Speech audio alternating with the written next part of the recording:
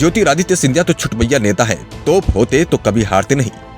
कमलनाथ ने ज्योतिरादित्य सिंधिया पर बोल दिया करारा हमला। सिंधिया को बोले जो खुद चुनाव नहीं जीत सकते वो दूसरों को क्या जिताएंगे। कमलनाथ का दावा एमपी में कांग्रेस का मुकाबला बस बीजेपी के संगठन से होगा।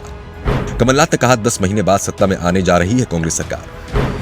विधानसभा चुनाव का समय जैसे जैसे करीब आ रहा है, कांग्रेस नेताओं के बयान तीखे होते जा रहे हैं।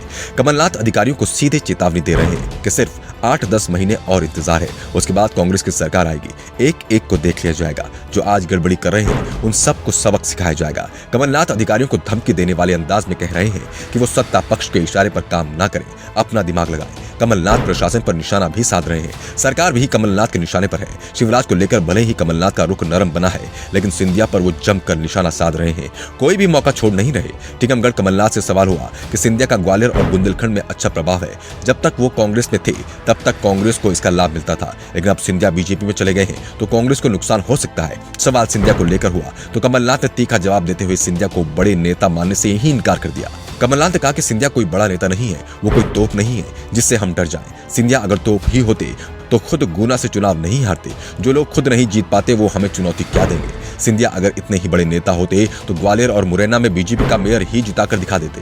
दोनों ही जगह लंबे समय बाद कांग्रेस का मेयर चुना गया। मुरैना में तो पहली बार ही मेयर कांग्रेस बना पाई है। जब तक ज्योतिरादित्य सिंधिया कांग्रेस में रहे, हम लोग कभी भी ग्वालियर और मुरैना में अपना मेयर नहीं बनवा पाए, लेकिन वो चले गए तो जो नेता काम नहीं कर पा रहे थे अब वो मेहनत कर रहे हैं, परिणाम भी दे रहे हैं। कमलनाथ ने कहा कि अब हमें सिंधिया की जरूरत नहीं है। वो कांग्रेस में आना भी चाहे तो उनके लिए दरवाजे बंद हैं। कमलनाथ ने चुनाव में सिंधिया से मुकाबले की संभावना से साफ इनकार कर दिया। कमलनाथ ने कहा कि कांग्रेस का मुकाबला बीजेपी के संगठन से है। उन्होंने ये स्वीकार किया कि बीजेपी का संगठन मध्य प्रदेश में मजबूत है, कांग्रेस की भी मध्य प्रदेश में मजबूत ताकत है। हम पार्टी संगठन को और मजबूत कर रहे हैं। विधानसभा चुनाव में कांग्रेस संगठन की लड़ाई बीजेपी के संगठन से होगी।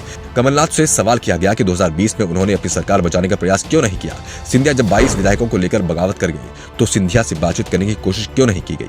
इसके जवाब में कमलनाथ ने कहा कि हम सौदे के बल पर सरकार नहीं चलाना चाहते थे, हम जनता के हित में सरकार चलाना चाहते थे और कांग्रेस इस साल के अंत में होने वाले विधानसभा चुनाव को जीतकर फिर सत्ता में वापसी करेगी। दरअसल 2018 के विधानसभा चुनाव के समय कमलनाथ मध्य प्रदेश कांग्रेस के अध्यक्ष थे, जबकि सिंधिया को स्टार प्रचारक बनाते हुए प्रचार समिति का अध्यक्ष बनाया गया था। कमलनाथ और शिवपाल ने एक साथ चुनाव प्रचार किया था और दोनों की मेहनत की दम पर कांग्रेस ने मामूली अंतर से बीजेपी को हरा दिया था, लेकिन कमलनाथ अपनी सरकार 15 महीने ही चला पाए थे। बाद में सिंधिया की बगावत के चलते सरकार गिर गई थी। मध्य प्रदेश के सीडी प्रकरण को लेकर कमलनाथ ने कहा कि जब वो सीएम थे तो उस समय उनके सामने सीडी आई थी, लेकिन हमने इसे सार्वजनिक करने से इनकार कर दिया था, क्योंकि हमारा मानना था कि पहले ये तय हो जाए कि सीडी सही है या फिर उसे एडिट करके बनाया गया है। हम नहीं चाहते थे कि किसी की बदनामी हो, इसलिए हमने पुलिस अधिकारियों को इस पूरे मामले की जांच के आदेश दिए थे, लेकिन जांच से पहले ही मध्य प्रदेश में बीजेपी ने धनबल से कांग्रेस की सरकार को हटा दिया। इसके बाद जांच का काम कैसे आगे बढ़ा ये बीजेपी के लोग ही बता सकते हैं। कमलनाथ के दावों में कितनी सच्चाई है, आप अपना जवाब कमेंट में लिखकर जरूर बताएं।